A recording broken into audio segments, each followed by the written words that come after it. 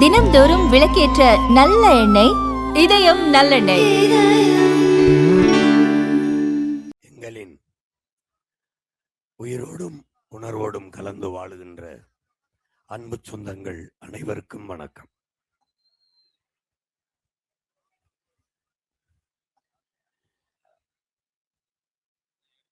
நீண்ட காலமாக இந்த மண்ணில்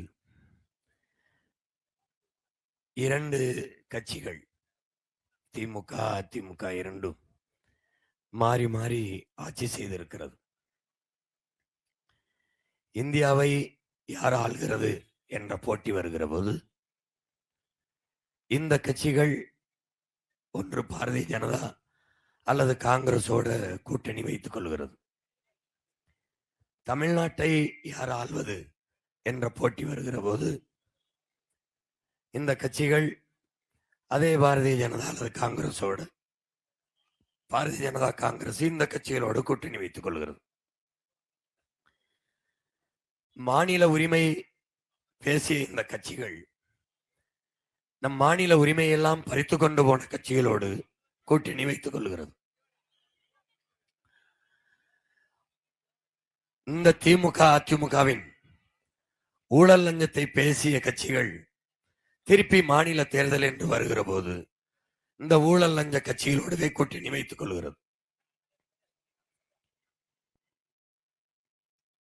எண்ணற்ற சிக்கல்களை, பிரச்சனைகளை நமக்கு தந்தவர்கள் யார் என்று என் அன்பு சொந்தங்கள் யோசித்து பார்க்க வேண்டும்.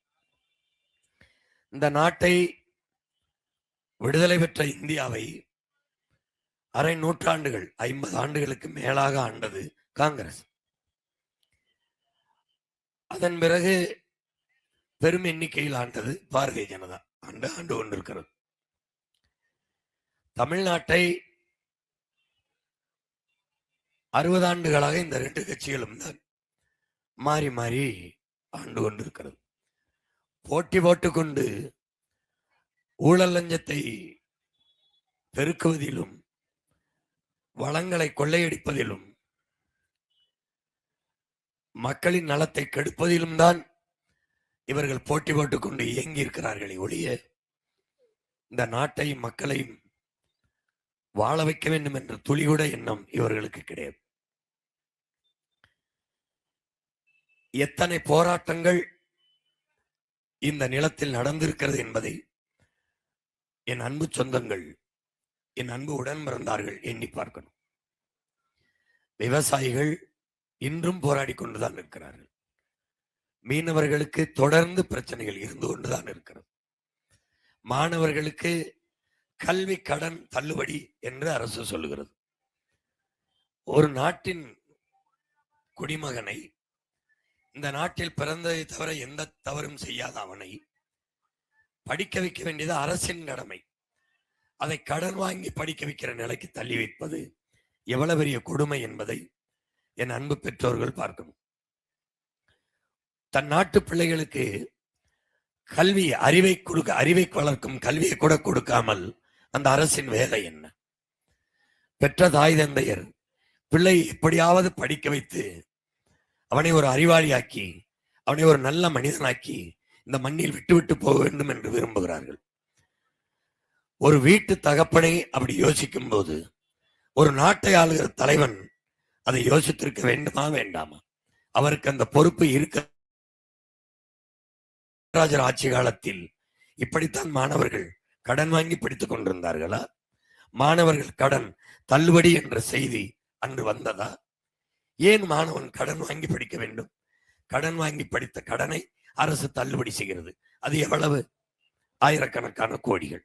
அந்த காசை வைத்து கல்வியை தரப்படுத்தி கல்வியை இலவசமாக கட்டணம் இல்லாமல் கொடுத்திருந்தால் அந்த மாணவன் ஏன் கல்வியை கடன் வாங்கி படிக்க போகிறான்? பள்ளிக்கூடத்தில் பிள்ளைகளை சேர்க்கிற அந்த நேரத்தில் நீங்கள் எல்லாம் பார்த்திருக்க முடியும்.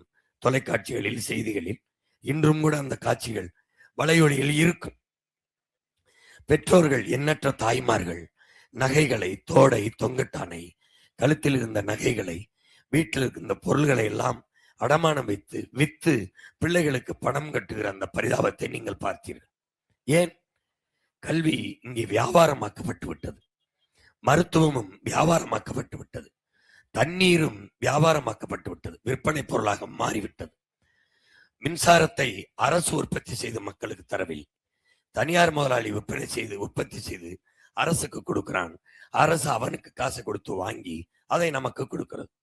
அவனுக்கு காசை கொடுத்து வாங்குற காசில் இது ஏன் அந்த உற்பத்தி செய்யவில்லை என்று யாரும் இங்கே கேள்வி எழுப்பவில்லை. வருகிற அரசெல்லாம் தரக அரசு, புரோக்கர் அரசு, கமிஷன் அரசு, திருட்டு அரசாவே நீண்ட காலமாக இருப்பதால் இந்த நாடு மக்களும் பிரச்சனைகளிலே சிக்கி சிக்கி தவிக்கிறார்கள். பழகிவிட்டார்கள், பழகி கொண்டார்கள். இப்படித்தான் இருக்கும், இப்படித்தான் இருக்கும். யார் வந்தாலும் மாறப்போவதில்லை. இவங்க வந்தாலும் சாராய கடை திறந்திருக்கும், இவங்க வந்தாலும் திறந்திருக்கும். மக்களை மயக்கத்தில் வைக்க இந்த ஆட்சியாளர்கள், இந்த தலைவர்கள் பழகி கொண்டார்கள். எப்படி மயக்கம்? சாதி. சாராயம் குடித்தால் தான் போதை வரும். சாதி சொன்னாலே வந்துவிடும். பிறகு மதம். பெரிய மயக்கம் இது, மீளவே முடியாத மயக்கம். அதற்கு பிறகு சாராயம், அது திறந்தே இருக்கும். அதற்கு பிறகு என்ன? பணம். அதற்கு பிறகு திரை கவர்ச்சி, திரை மயக்கம். எதையும் சிந்திக்க விடாது. இந்த 4 மயக்கத்தில் இருக்க மக்களுக்கு எது சொன்னாலும் மண்டையில் ஏறாது. அது இவர்களுக்கு வசதியாகி போய் விடுகிறது. இந்த ஆட்சியாளர்களுக்கு ஒண்ணு, எதை விட்டு கொடுத்தாலும் சாதியை விட்டு கொடுக்க முடியாது என்று சாதிக்காரனுக்கு ஓட்டை போடுவது. எதை விட்டு கொடுத்தாலும் நம்ம மதம் பாதுகாப்பாக இருக்க வேண்டும், விட்டு கொடுத்துருவது. மதத்தை பாதுகாப்பான், சாதியை பாதுகாப்பான், எல்லா இளவையும் பாதுகாப்பான். மலையை வெட்டி கொண்டு போவதை வேடிக்கை பார்ப்பான், மணலை அள்ளி கொண்டு போவதை வேடிக்கை பார்ப்பான். தன் உயிருக்கு நிகரான மொழி, தன் மொழிதான் தன் அடையாளம். தான் ஒரு தமிழன், தான் யார் என்றால் அவனுக்கு தெரியாது. இப்போ இவர்கள் தமிழர்கள் என்று எண்ணிக்கொண்டிருக்கிறார்கள், ஆனால் தமிழர்கள் இல்லை. எப்படி? எதை வைத்து இவர்கள் தமிழர்கள்? தமிழ் பேச தெரியாது. தாய்மொழியை மறந்து விட்ட இனம் எப்படி தனி அடையாளத்தோடு வாழும்? எந்த அடையாளமும் அதுக்கு கிடையாது. தன்னை திராவிடன் என்று ஏதோ ஒரு திருடன் சொன்னான், நம்பிக்கொண்டார்கள். தன்னை இந்தியன் என்று சொன்னான், நம்பிக்கொண்டார்கள். எவன் இங்கே இந்தியன்? இல்லை. அவன் தெலுங்கன், நான் தமிழன், அவன் மலையாளி, அவன் கடனன், அவன் பீகாரி, அவன் குஜராத்தி, அவன் போஜ்பூரி, அவன் ராஜஸ்தானி. எல்லாரும் சேர்ந்து இந்திய நாட்டின் குடிமக்களாக வாழ்கிறோம், ஒரு நாட்டில் வாழ்கிறோம். அவ்வளவுதான், அவ்வளவுதான். இங்கே சாதிக்கென்று மாநிலம் பிரிக்கப்படவில்லை, மதத்துக்கென்று மாநிலங்கள் பிரிக்கப்படவில்லை. மொழி வழியே தேசிய இனங்கள், நிலங்கள். நாம் தமிழர்கள், நமக்கு ஒன்று மாநிலம். அவர்கள் தெலுங்கர்கள், அவருக்கு ஒரு மாநிலம். அவர்கள் மலையாளிகள், அவருக்கு ஒரு மாநிலம். அப்படித்தான் பிரிக்கப்பட்டது. உலகெங்கும் இப்படித்தான் மக்கள் குவிந்து கூடி வாழ்கிறார்கள், மொழி அடிப்படையில் தான் வாழ்கிறார்கள். ஆனால் நீங்கள், நான் நம் தாய்மொழியை தொலைத்து விட்ட ஒரு இனம், இமயம் வரை பரவி இருந்த இனம். இமயத்தில் கொடியை நட்டான் இமயவரம்பன் நெடுஞ்சேரலாதன் என்றால் ஊரா நாட்டில் போய் நட்டிருக்க முடியாது. பகிர்வெளி ஆற்றுடன் பன்மலை அடுக்கத்து குமரி கொடும் கொடுங்கடல் கொள்ள வடதிசை கங்கையும் இமயமம் கொண்டு தென் திசை ஆண்ட தென்னவன் வாடி என்று சிலப்பதிகாரத்தில் நம் மூதாதை இளங்கோவடிகள் பாடுகிறார் என்றால், அப்ப இமயவரை பரவி வாழ்ந்த இனம் ஏன் இப்படி குறுகியது? தாய்மொழியை மறந்து விட்டோம் என்பதை மறந்து போன ஒரு இனமாக நாம் வாழ்ந்து கொண்டிருக்கிறோம். பாருங்கள், இந்த வணிக நிறுவனங்களை எல்லாம் பாருங்கள். எங்கேயாவது நம் தாய்மொழியில் பெயர் இருக்கிறதா? இருக்கிறதா? எழுதி வச்சிருக்காங்க பாருங்க. ஓட்டல், ஓட்டல் தான். ஓட்டலை ஹோ இட்டல் தமிழ் எழுதுவார்கள். தமிழ் எழுத்தாக இருக்கும், உச்சரிப்பு ஆங்கிலமாக இருக்கும். அங்கே சத்யா மொபைல்ஸ்னா மொபைல்ஸ், அது இங்கிலீஷ். தமிழ் எழுத்துல எழுதியிருக்கும் தங்கிலீஷ், தமிங்கிலம். அப்ப தாய்மொழியை நானே சிதைக்கிறேன், என் தாயை நானே கொலை செய்கிறேன். இதுதான் பிரச்சனை. நான் இறந்து போனால், என் முகம் சிதைந்து இறந்து போனால் என் பிணத்தை நீங்கள் அடையாளம் காட்ட முடியாது. உங்கள் மொழி சிதைந்து அழிந்து போனால் உங்க இனத்தை யாராலும் அடையாளம் காட்ட முடியாது. நாம் தமிழர்கள் நீங்க எண்ணிக்கொண்டிருக்கிறோம், செத்து போனோம். இது தமிங்கிலம். அவர்கள் தெலுங்கர்கள், மலையாளிகள், கன்னடர்கள். அதுபோல நாம் தமிங்கிலர்கள். இதை பற்றி இந்த ஆட்சியாளன் எவனாவது தமிழர் என்றோ, நிலம் என்றோ, வளம் என்றோ, காடு என்றோ, மலை என்றோ, கடல் என்றோ, அருவி என்றோ, ஆறு என்றோ, காற்று என்றோ ஒன்னையும் பேச மாட்டான். ஒன்னையும் பேச மாட்டான். உனக்கு காசு 20,000 தாரேன், 10,000 தாரேன். எதுக்கு தார? எதுக்கு தார? எனக்கு நல்ல படிப்பத்தா, அதுக்கு ஒரு வேலையத்தா, அதுக்கு சம்பளத்தா, நான் வாழ்ந்துக்கிறேன் என்று என்னைக்கு கேட்கிறோமோ அன்னைக்குதான் நாடு உருப்படும். உலகம் பூரா எப்படி கட்டமைக்கிறான்? எப்படி கட்டமைக்கிறான்? ஒரு நல்ல ஆட்சியாளன், ஒரு தலைவன் நாட்டை எப்படி கட்டமைக்கணும்? எப்படி கட்டமைக்கணும்? வேலை, உழைப்பு, ஊதியம், வருவாய், வருமானம், வாழ்க்கை, இப்படிதான் கட்டமைக்கணும். வேலையும் இல்ல, உழைப்பும் இல்ல, சும்மா இரு சும்மா இரு. 100 நாள் வேலை, சும்மா இரு. 100 நாள் வேலை, அங்க என்ன வேலை? அங்க என்ன வேலை? ஒண்ணு இல்ல. உட்கார்ந்துரு, சம்பளம் தரேன். அப்புறம் இலவசம். எது? மாவு அரைக்கிற எந்திரம் இலவசம், மசாலா அரைக்கிற எந்திரம் இலவசம், ஃப்ரிட்ஜு இலவசம். சரி, மசாலா அரைக்கிற எந்திரம் வந்துருச்சு, எதை அரைக்கிறது? கிரைண்டர் வந்துருச்சு, எதை ஆட்டுறது? அதுல எதை ஆட்டுறது? ஃப்ரிட்ஜு கொடுத்துட்டாரு, கொடுத்துட போறாரு ஐயா எடப்பாடி, எதை அதில் கொண்டு வைக்கிறது? கொடுக்கறவங்க கையை காலை வெட்டி வைக்கிறதா? எதை வைக்கிறது? அறிவு சமூகம் சிந்திக்கணும், கேள்வி எழுப்ப கத்துக்கணும், யோசிக்கணும். நான் உங்க வீட்டுல ஒரு 5 லட்சம் ரூபாய் திருடிடுறேன். திருடிட்டு எங்க அம்மாவை கூப்பிட்டு, அம்மா உங்க வீட்டுல 5 லட்சம் ரூபாய் திருடிட்டு, இந்தாங்க உங்களுக்கு ஒரு பங்கு, அதுல கொஞ்சம் பங்கு, 5000 கொடுத்தா யாராவது வாங்குவீங்களா? அப்புறம் ஏன் வாங்குறீங்க? இப்ப எதுக்கு வாங்குனீங்க? அவங்ககிட்ட எதுக்கு வாங்குனீங்க? எதுக்கு வாங்குனீங்க? நான் வர்றேன், அம்மா நான் உங்க வீட்டுல திருட போறேன்ப்பா, திருட போறேன்ப்பா, திருடுறதுக்கு முன்பணமா இந்தாங்க 2000. வாங்கிடுவிய? கட்டி வச்சு விளக்கமாறல அடிக்க மாட்ட? நீ அவனை அடிக்கலையே, நீ அடிக்கலையே. திருடுனதில் பங்கு, திருட போறதுக்கு முன்பணம், ஓட்டுக்கு காசு. நான் வந்தால் 2000, நான் வந்தால் 2500, நான் வந்தால் 20. உங்க ஒப்பமிட்டு காசை கொடுப்பியா இல்ல எங்க ஒப்பமிட்டு காசு எடுத்து கொடுப்பியா? இதெல்லாம் கேட்காம எதுக்கு படிச்ச? எதுக்கு படிச்ச? எதுக்கு படிச்ச? மூளை இருக்க வறுத்து திணிச்சியா? யோசிக்க மாட்ட? எங்கிருந்தா எடுப்ப? டேய், சிலிண்டர் ஓசி கொடுப்ப, மிக்சி கொடுப்ப, சிலிண்டர் எனக்கு இலவசம் கொடுப்ப. சரி, எனக்கு இலவசம், நீ வாங்குற இடத்துல இலவசமா இல்ல காசு கொடுத்து வாங்கினியா? காசு கொடுத்தா வாங்குவ. அந்த காசை எங்க இருந்து எடுத்த? அவன்கிட்ட கேள்வி, ஏன்டா பைத்தியமே, இங்க வா, அந்த காசை எங்க இருந்து எடுத்த? எங்க இருந்து எடுத்த? எனக்கு இருந்தா எடுத்த. எப்படி எடுத்த? நரிக்கு நாடு ஆளணும்னு ஆசை வந்துருச்சு. யாருக்கு? நரிக்கு. இந்த திமுக நரி மாதிரி 2 நரி. இந்த நரி ஆசை வந்தோடனே ஆடுகளை எல்லாம் காட்டுல கூட்டி வச்சுட்டு, என்னைய நீங்க வெள்ள வச்சு முதலமைச்சர் ஆக்கிட்டீங்கன்னா மழை பெய்யும் போது உங்களுக்கு குளிர்ல நடுங்காம இருக்க எல்லாருக்கும் ஒரு போர்வை. ஆடல் அடரே போர்வை தரான்டா, நல்லா போத்திக்கிட்டு கிச்சன் படுத்துக்கலாம்டான்ட்டு ஓட்டை போட்டு நிறைய முதலமைச்சர் ஆக்கி போச்சு. முதலமைச்சர் ஆக்கணும் எல்லா ஆட்டையும் கூப்பிட்டு மற்ற நரிகளெல்லாம் விட்டு தோலை உரியுங்குது. ஏய், என்ன நீ தோலை உரிக்கிற? உனக்கு ஓட்டு போடுறதுக்கு தோலை உரிக்கிற? நீங்க தானடா போர்வை கட்டிய, உங்க தோலை உரிச்சு தாண்டா போர்வை செய்யணும், அதுக்கு தாண்டா உரிக்கிறேன் அப்படின்னு. நரி என்ன செய்யுது? ஆட்டு தோலை உரிக்குது. இவன் என்ன செய்வான்? நம்மள வரின்னு உரிப்பான். என்ன வரி?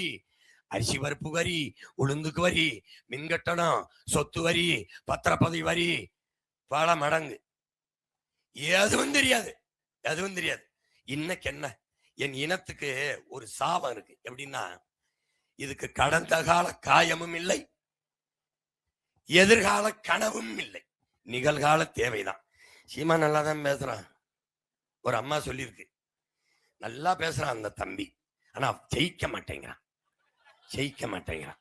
என்ன ஓட்ட பந்தயமா? நானா ஓடி ஜெயிக்க? இது ஓட்டு பந்தயம், போட்டாதான் ஜெயிக்க முடியும். நீங்களும் தான் என் ஆத்தால அப்பனும் என் அண்ணனும் தம்பி 60 வருஷமா தான் போட்டு பாக்குறிய. கருணாநிதிக்கு ஒரு 5 முறை நாட்டை கொடுத்திய, பாதி நாடு நாசமாயிருச்சு. திருப்பி அம்மா ஜெயலலிதாவுக்கு 4 முறை, மீதி முடிஞ்சிருச்சு. இப்ப ஐயா எடப்பாடி 4.5, இது 5 வருஷம் ஒரு 7.5. இப்ப முடிஞ்சு நிக்குது, மறுபடியும் ஆளணும்னு துடிக்குது. நீங்க என்ன பண்ணுவீங்க? மறுபடியும் இந்த 1000 வாங்கிட்டு இந்த பயலுக்கு போட்டுவிட்டு, நாடு சரியில்லை, ஒன்னும் சரியில்லை, தண்ணி வரல, தண்ணி வரல, தண்ணி வரல, ரேஷன் கடையில அப்பா மண்ணெண்ணெய் இல்லப்பா, மண்ணெண்ணெய். இதை சொல்றதுக்கு புலம்புறதுக்கு சீமா, மண்ணெண்ணெய் வரல. என்னன்னு கேளு. ஐயா ஐயா, இந்த வீடை இடிக்கிறான், ஓடியா ஓடியா. என் நிலத்தை பறிக்கிறான், ஏதோ தொழிற்சாலை கட்ட போறான், ஓடியா. 8 வழிச்சாலையா, வா. எல்லாத்துக்கும் சீமா வரணும். ஓட்டு அங்க போட்டு. எத்தனை காலத்துக்கு படிப்புகிறது? ஒரு ஓட்டு கன்ஃபார்ம் ஆயிருக்குப்பா. ஐயோ ஐயோ, என்ன பத்த அம்மா. நான் சபிக்கப்பட்ட இனத்தின் மகன். அதுல நான் கூடுதலா சபிக்கப்பட்டிருக்கேன். என் இனம் ஒரு சாபத்தை வாங்கி வந்துருச்சு. எப்படின்னா, அவன் ஜான்பரிக்குன்னு சொல்றான்ல, உங்கள் கண் முன்னே உங்கள் வளங்கள் களவு போவதை பார்த்து கொண்டிருக்க நீங்கள் சபிக்கப்பட்டுட்டீங்கிறான். மார்ட்டின் லூதர் கிங், உன் நாட்டை வளத்தையெல்லாம் சுரண்டி கொழுப்பவன் கையிலே அரசு இருந்தால் நீ வாங்கி வந்தது, நீ வாங்கி இருக்கிறது சாபம்டாங்கிறான் மார்ட்டின் லூதர் கிங். அது மாதிரி இப்போ உங்களுக்கு உங்க உடன் பிறந்தவனா, உங்க மகனா, அக்கறையோடு ஒன்ன சொல்ல நினைக்கிறேன். இந்த நாடு ரொம்ப ஊழல் லஞ்சத்துல பெருத்துருச்சு. நீங்க நல்லா கவனிங்க. ஒரு வளமும் இல்லாத சிங்கப்பூர் வெறும் கடல் மட்டும்தான் இருக்கு.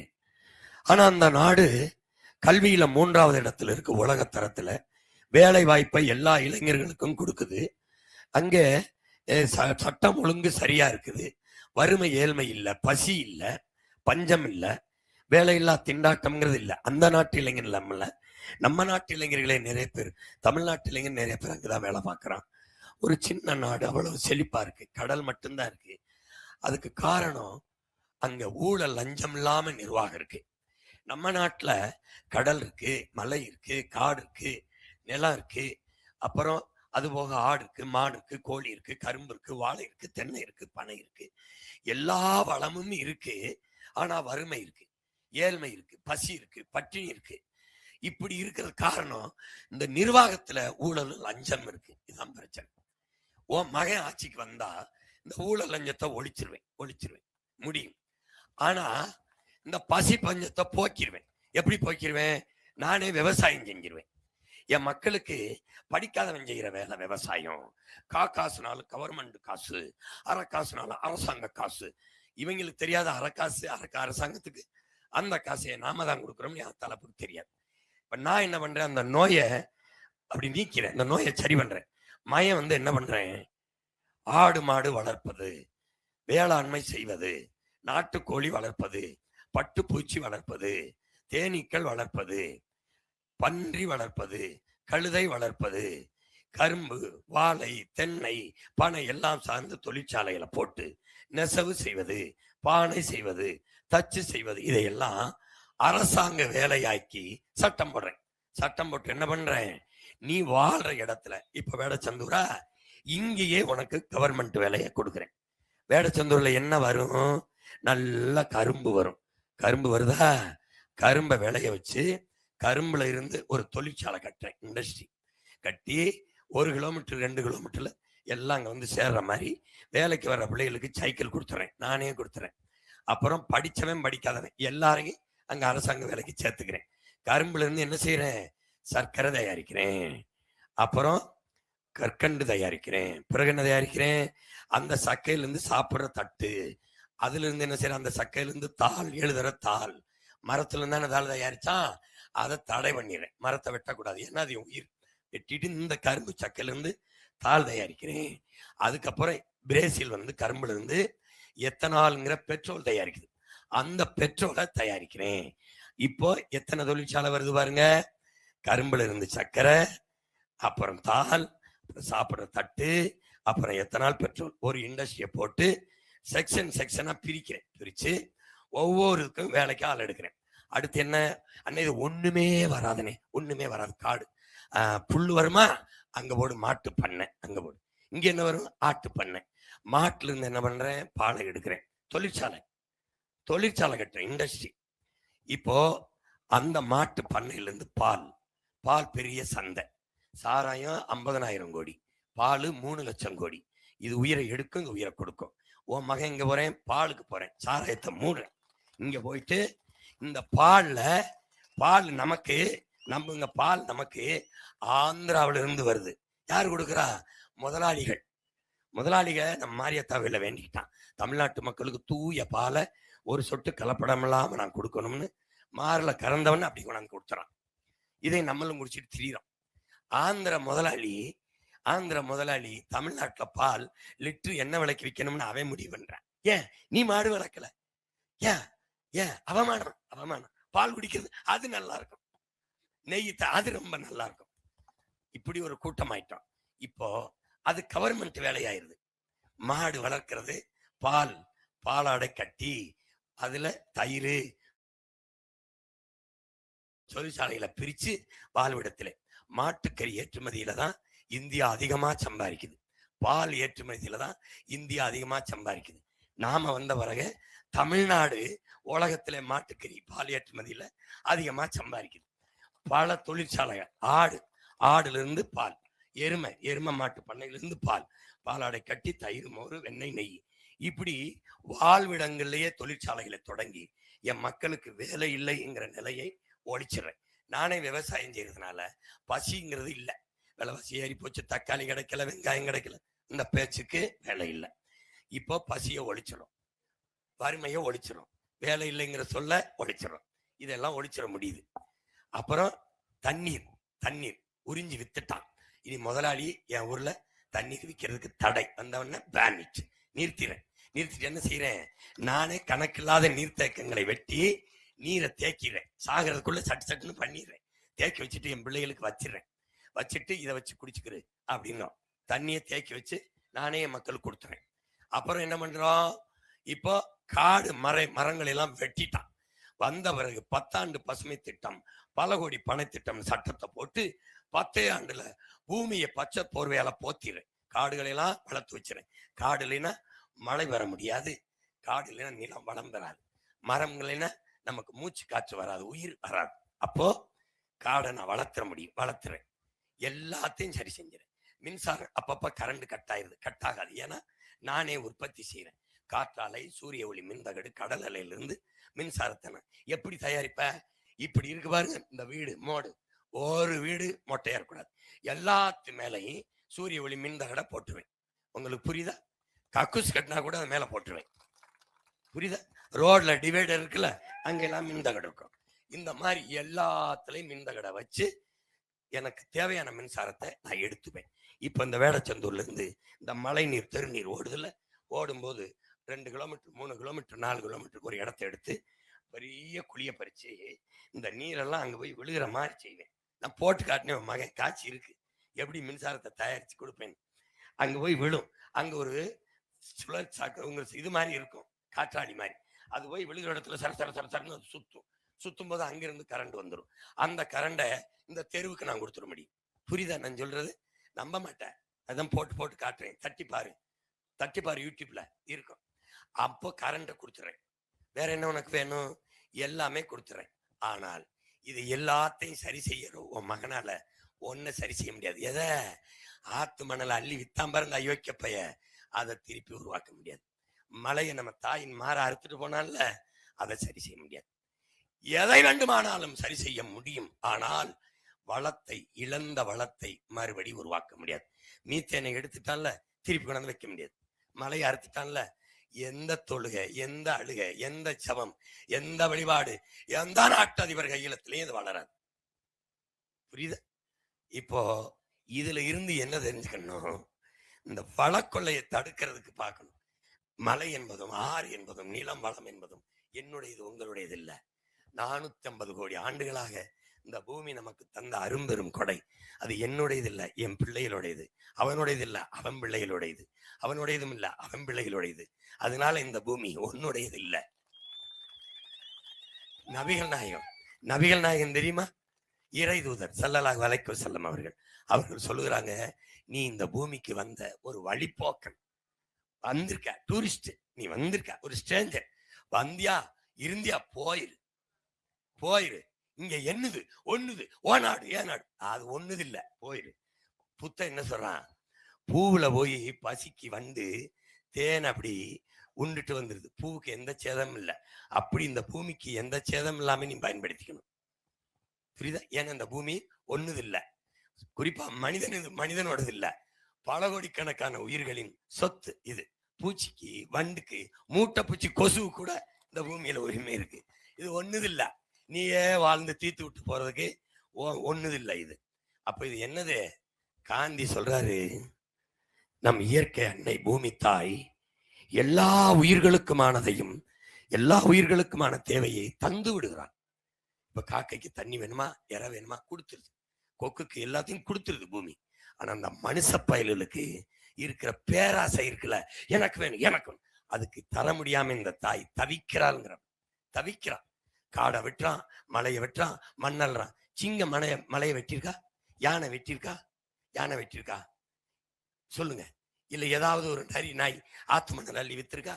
எந்த உயிரினத்தாலும் இந்த இயற்கைக்கு கேடு இல்லை. கடைசியா வந்த இந்த பதர் மனித பசங்களாலதான் இவ்வளவும் பிரச்சனை. இந்த மனிதனுக்கு இருக்கிற பேராசையாலதான் இவ்வளவும் பிரச்சனை. பாதி மலையை வெட்டி எடுத்துட்டான். மழை இல்லாத நிலம் பாலைவனமா போயிடும். மழை இல்லை என்றால் மழையை பெற முடியாது. இதை நீங்க படிக்கணும். எனக்கு ஓட்டு போட வேண்டாம், நீங்க போட வேண்டாம். ஏன்னா இதுவரை போடாத ஓட்டை நீ போட்டும் பயன் இல்லை, நீங்க அங்கேயே போடுங்க. ஆனால் எப்பவாவது ஒரு நாள் வாழ முடியாதது சாக போறோம்னா என்னை தேடுங்க. அப்ப என்னை தேடுங்க. ஏன்னா நான் சொல்லும் போது உங்களுக்கு புரியாது. நீ நீ ஓட்டுக்காக நிக்கிறவனை நம்புற, இந்த நாட்டுக்காக நிக்கிறவனை நீ நம்ப மாட்ட. உன் வாக்கு குறி வைக்கிறவனை 20,000 தாரேன் 30,000 தாரேன், நீ அவனை நம்புற. உன் வாழ்க்கை பற்றி கவலைப்படுகிறவனை நீ நம்ப மாட்ட. அதுதான் இங்க இருக்க பிரச்சனை. எது சரி என்று தேடுவதில்லை. நீங்க தவறையை விரும்பி பல ஆண்டுகளா செய்து கொண்டிருக்கிறீங்க. அதனால நீங்க ஏமாத்துறவனை நம்புற. வாக்குக்கு காசு கொடுப்பதும் இலவச அறிவிப்பும் மக்களின் ஆசையை தூண்டி ஏமாத்துவது. இந்த நாட்டுல இலவசம் தரமாட்டேன்னு ஏதாவது ஒரு தலைவன் சொல்றான். அவர் நான் உன் மக மட்டும்தான் சொல்றேன்.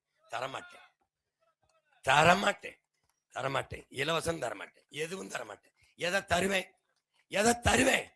அறிவை வளர்க்கும் கல்வியை, எஜுகேஷன், மெடிக்கல், ட்ரிங்கிங் வாட்டர், இது மூணையும் ₹1 கட்டணம் இல்லாம தருவேன்.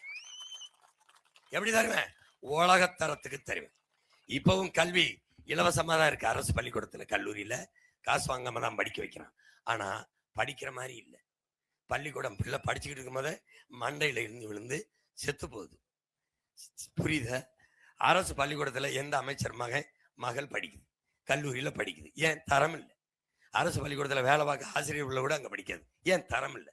உன் மகன் இருந்தா உலகத்தரத்துக்கு இருக்கும். உலகத்தரம் எப்படி? பின்லாந்து, தென்கொரியா, சிங்கப்பூர், இந்த 3க்கு முன்னாடி இருக்கும். இன்னைக்கு வேடச்சந்தூர்ல இருந்து உன் மகன் பேசிட்டு இருக்கிறேன். உலகத்தரத்துல பின்லாந்து இருக்கு கல்வியில. 10 வருஷம் கழிச்சு பின்லாந்துல ஒருத்தன் பேசுவான், கல்வியின் உலகத்தரத்துல தமிழ்நாடு இருக்கு, நம்பர் 1 தமிழ்நாடு இருக்குன்னு பேசுவான். பேச வைப்பேன். ஏன்? நான் இந்த பயிலுக மாதிரி இல்ல. அப்ப முதலமைச்சரா இருந்தா அதனால நான் வந்தேன். எங்க அப்ப அதனால இல்ல. நான் செத்தாலும் சரி என் இனம் வாழ்ந்தால் போதும் என்று நின்ற மிகப்பெரிய மறவன் பிரபாகரனின் பிள்ளை. புரியுதா? அதனால என்ன? நான் தோற்றாலும் சரி என் இனம் நன்றாக வேண்டும் கத்திக்கிட்டு இருக்கேன். என்ன இதுக்கு மேல நீ எத்தனை முறை தோக்கடிப்ப? இதுக்கு மேல எங்க தோக்கடிப்ப? எத்தனை முறை தோக்கடிப்ப? 16ல நின்னு தோக்கடிச்ச, தோத்து போனேன். மறுபடி வந்த 19ல தோத்து போனேன். மறுபடி வந்த 21ல தோற்றம். மறுபடி வந்த 24ல தோற்றம். இப்ப வந்திருக்க அதே நம்பிக்கையோட. தோற்ற மாதிரி என்னை தெரியுதா பாரு.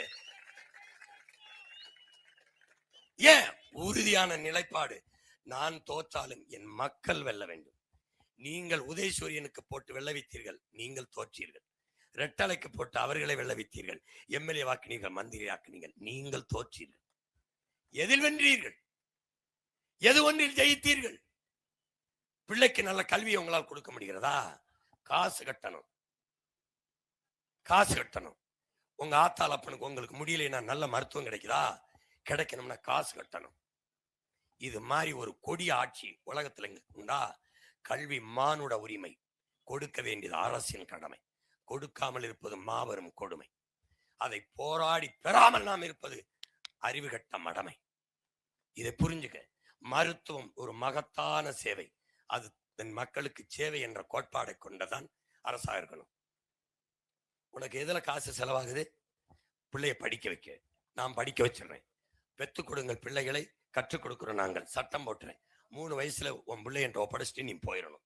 அதுக்கப்புறம் மருத்துவம் செலவு நான் பாத்துறேன். பிறந்தவன பிள்ளைக்கு அரைப்பவன் போடுற ஆள் இல்லைன்னா பிரசவம் இலவசம். ₹1 காசு இல்லாம மருத்துவம் செஞ்சிடறேன். நீ தனியார் மருத்துவ போன 2 லட்சம் செலவழிப்பியா? அந்த காசு உனக்கு மிச்சம்.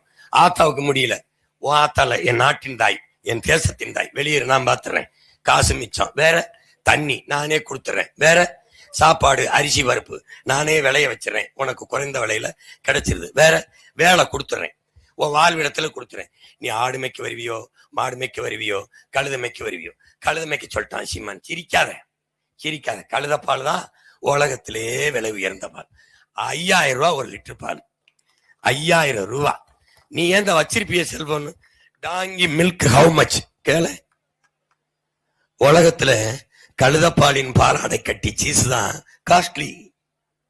உலகத்திலே அழகு சாதன பொருள்கள் இருக்குல்ல, முகத்துக்கு பூசி, இப்ப நான் கூட அதான் பூசலான் இருக்கேன், கருத்துட்டேன், கழுதப்பாலை பூசி. ஆனா கழுததான் இல்ல. என் சொந்தங்களே, உன் மகன் இன்னுமா நான் உன் மேல பேரன்பு காதல்,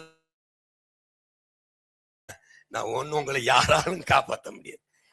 என்னை நீ நினைச்சு பாரு, இவங்க மாதிரி வந்தவன முதலமைச்சர் ஆகணும். நான் வந்தவன் இல்ல, 15 ஆண்டுகளா கத்திருக்கேன், தோற்றிருக்கேன், துவளல. ஏன்? தோல்வி என்பது எங்களுக்கு இல்ல, வெற்றி ஒன்றுதான் எங்கள் இல்ல. விரட்டுறேன். இங்க பாரு, எல்லாரும் கூட்டணிக்கு போனான்ல, ஒரு ஓட்டு, கா ஓட்டு, அரை ஓட்டு வச்சோம்லாம். நான் 8 விழுக்காடு 36 லட்சம் ஓட்டு வச்சிருக்கேன். திமுக சொல்லுமா என் கட்சி ஓட்டு இவ்வளவு? சொல்ல சொல்லு. ஏடிமிக்கு சொல்ல சொல்லு. இல்ல பாரதிய ஜனதா காங்கிரஸ், உன் மகன் நான் சொல்றேன், என் ஓட்டு 36 லட்சம். ஓட்டது யாரு? என் சொந்தங்கள்.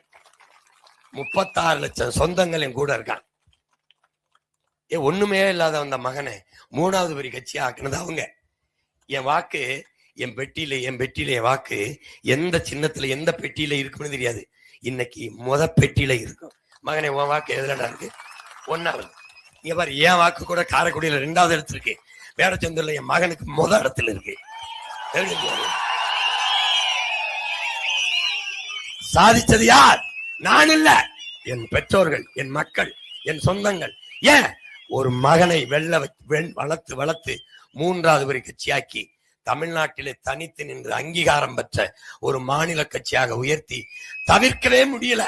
என் சின்னத்தை அங்க போடுவான், இதை எடுத்துக்கிடுவான், மைக்கு கொடுப்பான், அப்புறம் குச்சி எதோ கொடுத்தான்.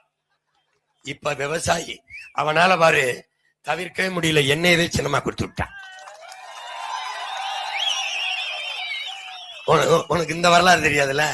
நான் முதல்ல போய் சின்ன கேட்கும் போது புளிய கொடு அப்படின்னு. புளியா? தேசிய விலங்குட்டான். அதுக்கப்புறம் அப்ப புலி தேசிய விலங்குனா மயில கொடு, அது நேஷனல் பறவை, தேசிய பறவை. அப்படின்னா தேசிய மலரை ஏன் தாமரைய பிஜேபிக்கு கொடுத்தாங்க கேட்டேன். அப்படியே தலையை தெரிஞ்சுக்கிட்டாரு. இப்படி இருந்தாப்ல. அது அப்ப நடந்துருச்சு, முன்னாடி நடந்துருச்சு. அப்புறம் சரி, அப்போ காலமடை கொடுன்னு உயிருள்ள ஒரு இதை நான் தரமாட்டேன்ட்டாப்ல. அப்ப ஏன் மாயாவதி அம்மாவுக்கு யானையை கொடுத்த, ஃபார்வர்ட் பிளாக்கு சிங்கத்தை கொடுத்த? அது அப்ப நடந்துருச்சு. அப்ப நான் உனக்கு ரொம்ப பின்னாடி பிறந்ததான் பிரச்சனையா இருக்கான்னு கேட்டேன்ல. அந்த பக்கத்துல இருக்க அதிகாரி எடுத்துறோம், ரெவல்யூஷனிஸ்ட், இவன் ரொம்ப பெரிய. கடைசியா உயிருள்ள எதையும் தர முடியாதுட்டாங்க. வீட்டுக்கு வந்து ஒரு விவசாயி கொடுத்து அனுப்பினாங்க. ஏன்னு கேளுங்க, எந்த விவசாயி உயிரோட இல்ல. அப்புறம் எனக்கு கொடுத்தாங்க. உயிரை கொடுத்தா அது விவசாயி காப்பாத்திடுவான், அதனால எனக்கு கொடுத்துட்டாங்க. இப்ப அங்கீகாரம் பெற்றதுனால நான் கேட்கிற சின்னத்தை கொடுக்கணும். மறுபடியும் விவசாயத்தை வரைஞ்சு கொடுனாங்க. ஒரு 10 கருவாலோட கருதா இருக்கிற மாதிரி அப்படி இப்படி வரைஞ்சு கொடுத்தேன். போனா போகுது, நீ இதை சும்மா கொடுத்த, கொழு கூட போடல, சும்மா இதையா தேர்வு பண்ண போறாங்கன்னு கொடுத்தா அவன் இதை டிக்கெட்ஸ்டான். இந்த வரைஞ்சவன் என்னையவே மாதிரியா வச்சு வரைஞ்சிட்டான், ரோல் மாடலா. இந்த மாதிரி அந்த அவனுக்கு இது சீமான்னு தெரியாது, கொடுத்துட்டான். இப்பதான் ஆமா அவன் அவனே. இப்ப தவிர்க்க முடியல, பெட்டியில கலப்பையோட நிப்பான் என் ஆளு. இறைமகன் இயேசு சிலுவையை சுமந்தார், ஏன் தெரியுமா? உலக மக்களின் பாவத்தை போக்க. ஓ மகன் இந்த கலப்பையை சுமக்கிற, ஏன் தெரியுமா? என் மக்களின் பசிய போக்க. ரெண்டும் ஒண்ணுதான். இந்த கலப்பையை வச்சு என் மண்ணை மட்டும் இல்ல, என் மக்களின் மனத்தையும் உழுவேன், நல்லா உழுது நல்ல அந்த அழுக்கு குப்பையெல்லாம் வெளியே எடுத்துட்டு தூய உள்ளங்களை ஆக்குவேன். தெளிந்து சிந்திப்பான் என் பிள்ளைங்க. என் பிள்ளைகள் வந்து நீங்க இந்த தொகுதியில எத்தனை வேட்பாளர் நிக்கிறாங்க? என் மகனை தவிர்த்து 3 பேர் நிற்பாங்க.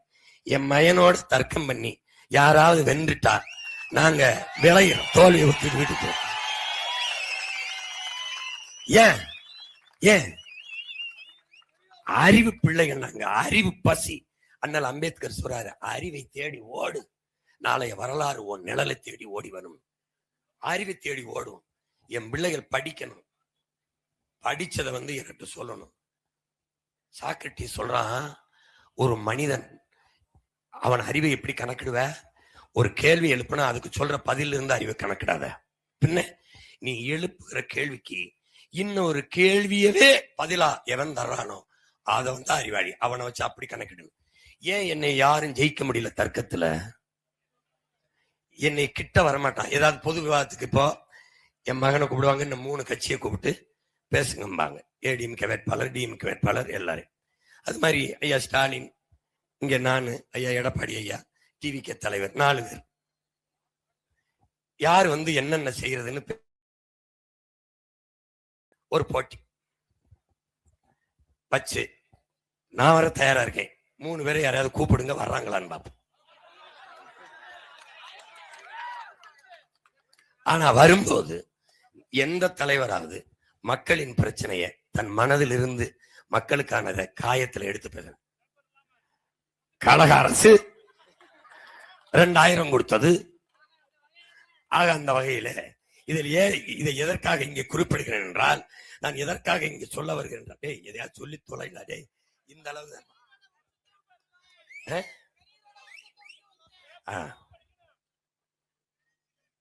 ஒருத்தர் வழிதாங்கி வந்தேன், வழிதாங்கி கால ஏதோ முள்ளு குத்திருச்சு போல இருக்கு. டேய் நாங்க தாங்கின வழிய விடவாடா. 850 மீனவனை கடலுக்குள்ள சுட்டு போட்டான், தடுக்க முடியல வழி. உலகத்தின் முதல் மொழி என் தாய்மொழி, செத்து போச்சு, மீட்க காக்க முடியல வழி. என் இனம் தன் வரலாற்று பெருமையெல்லாம் மறந்து கொடுத்து கொடுத்து வாழ்ந்த இனம் கையேந்தி நிக்குது. மயிலுக்கு போர்வைய போத்துன பேகனின் பேரனும் பேத்தியும் வேட்டி சேலைக்கு கையேந்தி நிக்குது. பார்க்க சைக்கல வலி வலி. சோறு வடிச்ச தண்ணி ஆறா ஓடிச்சுங்கிறான் என் தெருவுல. என் அத்தால அப்பனும் 1/2 கிலோ அரிசிக்கு கையேந்தி நிக்கிறான். வலி வலி, எல்லாம் வலி. ஆந்திர காட்டுக்குள்ள கட்டைய வெட்ட வந்தோம்னு சுட்டு போட்டான். திருட்டு பைய தமிழன்னு குற்றஞ்சாட்டி சுட்டு போட்டான். வலி. நாங்க எங்களுக்கென்று சுதந்திரமா வாழ ஒரு பூமி கட்டு போராடணும். ஈழத்துல எல்லா நாடுகளும் இப்படித்தான் போராடி பெற்றுச்சு விடுதலையை. போராடணும். சுபாஷ் சந்திர போஸ் போல, பிடல் காஸ்ட்ரோ போல, ஹோசிமின் போல நாங்களும் போராடணும். எல்லா போராட்டத்தையும் புரட்சின்னு சொல்லிச்சு. எங்க போராட்டத்தை பயங்கரவாதம்னு சொல்லிச்சு இந்த நாடு. லட்சக்கணக்காய மக்களை கொன்னுச்சு. பிஞ்சு குழந்தை நச்சு கொண்டு குடல் தனி கால் தனியா செதறி போச்சு. கர்ப்பிணி பெண்கள் தாய்க்கு முன்னாடி மகளை புணர்ந்தான், தந்தைக்கு முன்னாடி மகளை புணர்ந்தான், அம்மா அப்பாவுக்கு முன்னாடி மகளை நிர்வாணமாக்கினான். என் தங்கச்சி மாற திருகி இது என்ன குண்டா வெடிக்குமான்னு கேட்டான். எல்லாம் தெரிஞ்சு தடுக்க முடியல. வலி வலி. லட்சக்கணக்கான பிணத்துக்கு இடையில பிரசவிக்கப்பட்டோம். நாங்க கண்ணீர் ரத்தத்திலும் கருக்கொண்டோம். ஓலத்தையும் ஒப்பாரியும் அழுகையுமே தாலாட்ட கேட்டு வளர்ந்தோம்.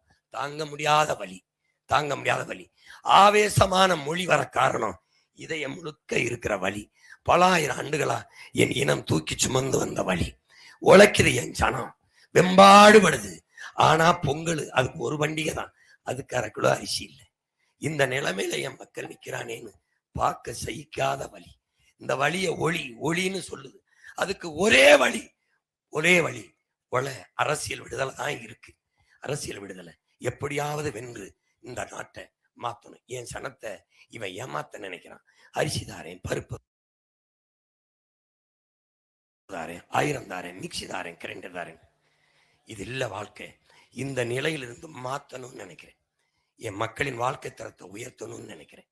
அதுக்கு ஒரு பெரிய கனவு இருக்கு.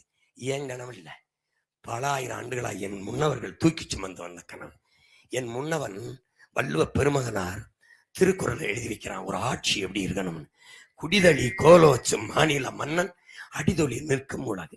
தாய் பிள்ளைக்கு குறிப்பறிந்து சேவை செய்வது போல ஒரு நாட்டை ஆளுகிற அமைச்சன் மக்களுக்கு குடிகளுக்கு குறிப்பறிந்து சேவை செய்தால் அவனை உலகம் போற்றி தொழும்னு அப்படி ஒரு ஆட்சியை செய்யணும்னு இந்த மகனுக்கு கனவு.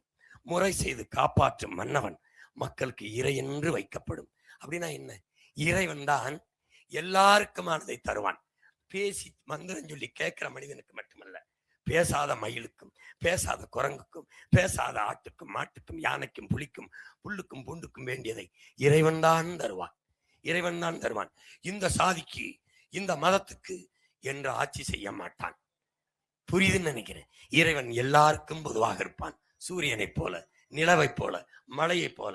அப்படி ஆட்சி செய்தால் முறை செய்து காப்பாற்றும் மன்னவன் மக்களுக்கு இறை என்று வைக்கப்படும். அப்படி ஒரு ஆட்சியை செய்யணும்னு இந்த பிள்ளைகளுக்கு கனவு. உங்களுக்கு புரியுதுன்னு நினைக்கிறேன்.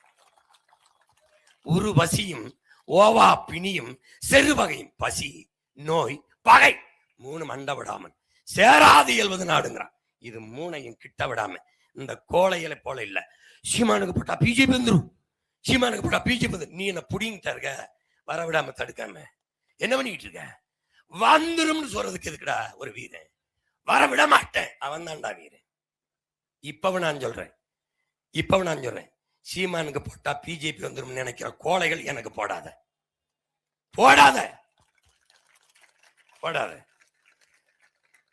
எவன் தன்னை வீரனாக கருதுகிறானோ, நான் இருக்கிற வரை பிஜேபி காங்கிரஸ் வராது, வரக்கூடாது, இந்த திராவிட தீ ஆட்சி மலராது என்று சும்மா வந்துகிட்டு வந்துடும். அது போலாம். இந்த பிஜேபி வந்துருச்சு. எங்கடா இருக்கு பிஜேபி? எங்க இருக்கு பிஜேபி? அதுவே எடப்பாடி பின்னாடி சுத்திக்கிட்டு இருக்கு. எங்க இருக்கு பிஜேபி? நான் இருக்கேன், அது எங்க இருக்கு? எந்த கட்சி பெரிய கட்சி? தன் மக்களை நம்பி தனித்து 234 நிக்கிற கட்சி எதுவோ அதுதான் பெரிய கட்சி. திமுக பெரிய கட்சின்னா எதுக்கு இத்தனை கூட்டணி? சண்டைக்கு போகும்போது வீரை எத்தனை பேரா வரிய வாடா அப்படிதான் சொல்லணும். மச்சான் வாடா டே, ஏய் மாப்பிள்ள வாடா டே வாடா. இவன் கோடை. இப்ப தெரியுதா யார் வீரன்னு? உன் மகன் வீரன். ஏன்? வீர பரம்பரையில் வந்தவன். புரியுதா? மரணத்தை விட மானம் பெரிதுன்னு செத்த மறவரின் பிள்ளை என் தலைவன். ஏய், சரணடைந்து வாழ்றதுக்கு சண்டையிட்டு சாகலாம்டா, மண்டிட்டு தான் வாழணும்னா மானத்தோட மாண்டு போகலாம்டான்னு கற்பித்த மறவனின் மகன். நீ சும்மா வந்து கூட்டத்தில் நிக்கிறது எதுக்குடா வீரம்? தனிச்சு நிக்கத்தான் வீரம். நீ இப்ப இல்ல வரு 29லயும் தனிச்சு நிப்பேன், 40லயும் போட்டி விடுவேன். இதே மாதிரி பெண்களுக்கு 20, ஆண்களுக்கு 20 கொடுப்பேன். 31 வருதுல, அதுலயும் தனிச்சுதான் போட்டி விடுவேன். கூட்டி சேர்க்க மாட்டேன். ஏன்? நான் வீரன். யார நம்புறேன்? என் மக்களை, என் சொந்தங்களை. 3வது இடத்துல கொண்டாந்து வச்ச என் மக்கள், என் சொந்தங்கள். முதல் இடத்துல இந்த மகனை வைக்கிறதுக்கு எவ்வளவு நாள் ஆயிரும்? நான் வந்தவன கூட்டணிக்கு வந்தால் ஆட்சியில் பங்கு தருகிறேன். யாரையும் ஏலம் போட்டு கூப்பிடல. வராத நான் தரமாட்டேன். என் கால்களை நம்பித்தான் என் பயணம். அடுத்தவன் கால்களை நம்பி இல்ல. அடுத்தவன் கால்கள் இருந்தான்னு வச்சுக்கோங்க, நான் திருப்பதி போகணும்னா திருப்பத்தூர் போய் இறக்கி விட்டுருவாப்புல. நான் திருப்பூர் தாங்க போகணும். நீங்க ஏன் எப்படி என்னை நம்பி? என் கால்களை நம்பிதான் என் பயணம். அதனால இவ்வளவு திமிரா பேச முடியுதுன்னு ஏழு நேர்மை இருக்கு, அதனால துணிவு இருக்கு, வீரம் இருக்கு, தைரியமா பேசுறேன். நீ பேசு. நான் வந்தா இலவசம் தரமாட்டேன்னு சொல்றேன். இந்த யாரையாவது சொல்ல. நான் தருவேன். எதை? கல்வியை தருவேன். என் பிள்ளைகளுக்கு சிறந்த படிப்பை கொடுப்பேன். நல்ல மருத்துவத்து வேடச்சந்தூர்ல வயசான அப்பத்தா 90 வயசாயிருச்சு, விடமாட்டேன். ஏன்னா என் தேசத்தின் மூத்த சொத்து பாதுகாப்பேன். ஒரு ரூபாய் 1 கோடி மருத்துவர் பார்ப்பேன். ஏன்? இந்த நாட்டின் கடமை கொடுப்பேன். பிறகு தண்ணீரை கொடுப்பேன். தூய குடிநீரை நானே கொண்டாந்து வீடுக்கு கொடுப்பேன். குழாயை போட்டு ஊத்துறணும், வண்டி கொண்டாந்து கொடுத்துருவேன். இது 3ஐயும் தான் கட்டணம் இல்லாம, இலவசம்னு சொல்ல மாட்டேன். ஏன்? கட்டணம் இல்லாம தரேன். இலவசம் ஏன் சொல்ல மாட்டேன்? அந்த சொல்ல இல்லாது ஒழிக்கணும். ஏன் ஒழிக்கணும்? தவத்திரு குன்றக்குடி அடிகளார் ஞானி சன்னியாசி என்ன சொல்றாப்ல பாருங்க. படிச்சிருப்பிய குன்றக்குடி அடிகளார், படிக்கணும், தவத்தில் குன்றக்குடியார். ஆறுதலால் காயங்கள் ஆறுவதில்லை. ஒரு காயம் பட்டுச்சுன்னா அது காயம் ஆறிடும். ஆறுதல் சொன்னா அது மருந்து போடணும். ஆறுதலால் காயங்கள் ஆறுவதில்லை. அழுவதனால் எதையும் அடைய முடியாது. தூறல்களால் பயிர்கள் விளையாது. என் தேசத்தை நாசமாக்கிய ஒரே சொல் இலவசம். இப்ப பேருதெல்லாம் தூறல், பயிர் விளையாது. 10 லட்சம் கோடி கடனை வாங்கி இவங்க செஞ்சது ஃப்ரீ ஸ்கீம், இலவசம் தான். வங்கியில 5000 போட்டதுல மட்டும் 6800 கோடி இந்த அரசு இழந்திருக்கு. வாத்தியார் எனக்கு சம்பளம் தாங்க, நான் அறிவை படிப்பிக்கிற வாத்தியாரு போராடுறான், அவனுக்கு சம்பளம் கொடுத்தா 150 கோடி தான். 150 கோடி. படிப்பிக்கிற ஆசிரியன் பாதையில நிக்கிறான், மருத்துவன் டாக்டர் ரோட்ல நிக்கிறான், எனக்கு கொஞ்சம் சம்பளம் அதிகமா கொடுன்னு. அதை கொடுத்திருந்தா 100 கோடி வந்திருக்கும். இவ்வளவுதான். ஆனா 6800 கோடி. காலக்கொடுமை, காலக்கொடுமை. மாத்தணும், இதெல்லாம் மாத்தணும்னு உங்க பிள்ளையை துடிக்கணும். மூளை முழுக்க கனவு, எப்படியாவது இந்த நாட்டை தலை சிறந்த நாடா மாற்றணும்னு நினைக்கிறேன். அதுக்கு ஒருவனால முடியாது, நம்ம எல்லாரும் சேர்ந்துதான் இந்த நிலைமையை சரி செய்யணும். நீங்க ஒன்னே ஒண்ணு செய்யுங்க. இந்த உக்ரைன் அதிபர் செலன்ஸ்கி பிரதமரானவன் அரசு அலுவலகங்கள்ல என் படத்தை எடுத்துருங்கன்ட்டான். முதலமைச்சர் பிரதமர் படம்லாம் மாட்டோம்ல, அதை எடுத்துருங்க. எடுத்துட்டு நான் பெருமைக்குரிய குறியீடோ அடையாளமோ இல்லை, I am not icon and identity. எடுத்துட்டு என்ன பண்ணுவோம், அலுவலக மேசைக்கு முன்னாடி உன் குழந்தைகளுடைய படத்தை மாட்டு. ஒரு கோப்பு வருது, ஒரு ஃபைல் உனக்கு கையெழுத்து போட வருதுன்னா, கையெழுத்து போடுறதுக்கு முன்னாடி ஒரு தடவை உன் பிள்ளைகளின் முகத்தை பாரு. இந்த கையெழுத்து நம்ம பிள்ளைகளின் எதிர்காலத்துக்கு சரியா இருக்கும்னா போடு, இல்லைன்னா ஃபைலை தூக்கி தூர போடுன்ட்டான்.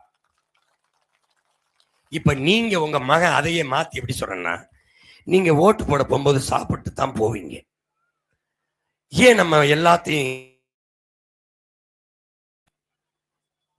குனிஞ்சு சாப்பிடுறது? ஏன்னா உணவை கொடுத்த விவசாயிக்கு நன்றி செலுத்துறதுக்காக தான் நம்ம குனிஞ்சு சாப்பிடுறோம்.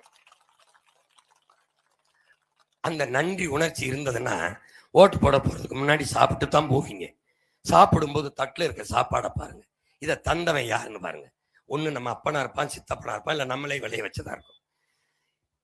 எல்லாரும் மனிதர்கள் செய்யற வேலையைத்தான் செய்யறாங்க. நான் விவசாயி மட்டும்தான் தெய்வத்தின் தொழிலை செய்யறான். நல்லா கவனிச்சுக்கணும். ஏன்னா தெய்வத்துக்கே படைக்கிறவர் பால், தேங்காய், பழம், நெய் எல்லாம் யாரு தர்றா? எங்க அப்பன் விவசாயி தான் தர்றான். தெய்வத்தின் வேலையை அவன் தான் செய்யறான். அவனை நன்றின்னு நினைச்சுக்கிட்டு நீ போகணும். போயிட்டு நீ போகும்போது என்ன செய்யணும், பேரம்பேத்தி மகன் இந்த முகத்தை பார்த்துட்டு போகணும். நீ போனீங்கன்னா நன்றின்னு எண்ணத்தோட போனீங்கன்னா மொத பெட்டியில சின்னமாய விவசாயி இருப்பான், அங்கேயே இருப்பான். அவனை பாரு. எந்த சின்னத்துக்கு போட்டா கண்ணை மூடி ஒரு தடவை பிள்ளை பேரம்பேத்தி முகத்தையெல்லாம் நினைச்சு பாரு. எந்த சின்னத்துக்கு ஓட்டு போட்டா நம்ம பிள்ளைகளுக்கு எதிர்காலம் நல்லா இருக்கும், படிப்பு கிடைக்கும், வேலை கிடைக்கும், பிள்ளைய பள்ளிக்கூடம் கல்லூரிக்கு படிக்க போயிட்டு அல்லது வேலைக்கு போயிட்டு திரும்பும்போது பாதுகாப்பா வரும். எங்கே போட்டா குடிக்க நல்ல தண்ணி கிடைக்கும், எங்க போட்டா எல்லாருக்கும் வேலை கிடைக்கும், எங்க போட்டா சன நிம்மதியா இருக்கும்னு யோசிச்சு பார்த்து ஓட்ட போடுங்க. உண்மையிலே விவசாயிக்கு செலுத்தினா நல்லா இருக்கும்னு நினைச்சிட்டீங்கன்னா விவசாயிக்கு ஒரு அழுத்தி இந்த தீயை வச்சு கொளுத்தி முடிவு கட்டி விடுங்க. எல்லாத்துலயும் நீங்க நல்லதைத்தான் தேர்வு செய்வீங்க. பையனுக்கு பொண்ணு பார்த்தா நல்ல பொண்ணு, பொண்ணுக்கு பையன் பார்த்தா நல்ல பையன், ஆடு வாங்க போனா நல்ல ஆடு, மாடு வாங்க போனா நல்ல மாடு, துணிமணி வாங்க போனா நல்ல கடையில நல்ல துணிமணி, சாப்பிட போனா சுவையான உணவு, நல்ல ஹோட்டல், நல்ல கடை, கார் வாங்கினா நல்ல காரு, சைக்கிள் வாங்கினா நல்ல சைக்கிள், எது வாங்கினாலும் சரியா இருக்கணும், நல்லா இருக்கணும்னு தேர்வு செய்யற நீங்க அடுத்த 5 ஆண்டு காலத்துல நம்ம எதிர்காலத்தை, நம்ம பிள்ளைகளின் வாழ்க்கையை முடிவு செய்ய போற, தீர்மானிக்க போற தலைவரை தேர்வு செய்தல மட்டும் தடுமாறிடுறீங்க, தவறு செய்திறீங்க. அந்த இடத்துலையும் சரியானதை தேர்வு செய்யுங்க. யார் கையில நாடு இருந்தால் நாடு மக்களும் பாதுகாப்பாக நிம்மதியாக வாழ முடியும் என்று யோசித்து உங்கள் மதிப்பு மிக்க வாக்கை செலுத்துங்க. எனக்கு போடுங்க, என் மகனுக்கு போடுங்கன்னு சொல்லல, எது சரியோ போடுங்க, யோசிச்சு பார்த்து போடுங்க. இல்ல எல்லா தலைவரும் பேசுறத கேளுங்க, தொலைக்காட்சியில வருது, செல்போன்ல வருது, ரோடு ஷோவையும் பாருங்க. இலவசங்களையும் பாருங்க. சைக்கிள் ஓட்டுறதுல யார் நல்லா சைக்கிள் ஓட்டுறாருன்னு பாருங்க. நான் என் மகன் கூட கோழி குண்டு அடிச்சு விளையாடலாம்னு இருக்கோம். சைக்கிள் ஓட்டும் போது 2 பேரும் நாங்க கோழி குண்டு அடிக்க கூடாதா? கொடுமை கொடுமை. என்ற காசு இல்லை, ஆனா கருத்து இருக்கு. எங்க கிட்ட கோடிகள் இல்லை, உயர்ந்த கொள்கை இருக்கு, சிறந்த தத்துவம் இருக்கு. அததான் உனக்கு சொல்ல முடியும். எது சரியோ செய்யுங்க, சரியானதை செய்யுங்க, எளிதானதை செய்யாதீங்க. எளிதானதை செய்யாதீங்க. என் அன்பு மகனுக்கு உசைன் அவர்களுக்கு வேடச்சந்தூர் சட்டமன்ற தொகுதியில போட்டி போடுறாரு. அவருக்கு விவசாய சின்னத்தில் வாக்கை செலுத்தி நீங்கள் வெற்றி அடைங்க. முதன்முறையா நீங்க ஜெயிக்க பாருங்க. போட்டியிடுற என் பிள்ளைகளை சாதி பாத்திராதிய, சாதிக்க துடிக்கிற எங்க மனசை பாருங்க, மதத்தை பாத்திராதீங்க. நாங்க முன்னிறுத்துற மனித நேயத்தை பாருங்க. மதம் பார்க்காதீங்க. மரத்துக்கு, மாட்டுக்கு, ஆட்டுக்கு, புல்லு பூண்டுக்கு, கடலுக்கு, மலைக்கெல்லாம் பதறுகிற பேசுகிற உங்கள் மகன் பாகுபாடற்றவன் என்பதை புரிந்து கொண்டு எங்களை எப்படி பார்க்காமல் இந்த நாடு மக்களும் நல்லா இருக்க வேண்டும் என்று நினைத்தால் என் அன்பு மகன் உசைன் அவர்களுக்கு நீங்கள் விவசாய சின்னத்தில் வாக்கு செலுத்தி அவரையும் வெற்றி பெற செய்யுங்கள். நீங்களும் வெற்றி பெறுங்கள் என்று நான் உங்கள் மகன் அன்போடு வேண்டுகிறேன். புரட்சி என்பது ஒரு தலையில் மாற்றம் என்பது சொல்லல்ல செயல். மாறுவோம், மாற்றுவோம். இது மாற்றத்திற்கான எளிய மக்களின் புரட்சி எப்போதும் வெல்லும். நம் வெற்றி அதை சொல்லும். இலக்கு ஒன்றுதான், இனத்தின் விடுதலை. இனம் ஒன்றாவும் இலக்கை வென்றாவும். தமிழ் தாய் வாழ்க. எங்கள் உயிர் தலைவன் பிரபாகரன் வாழ்க. என் அன்பு மகன் உசேன் வெல்க, வெல்க, வெல்க. நன்றி, வணக்கம். நாம் தமிழர்.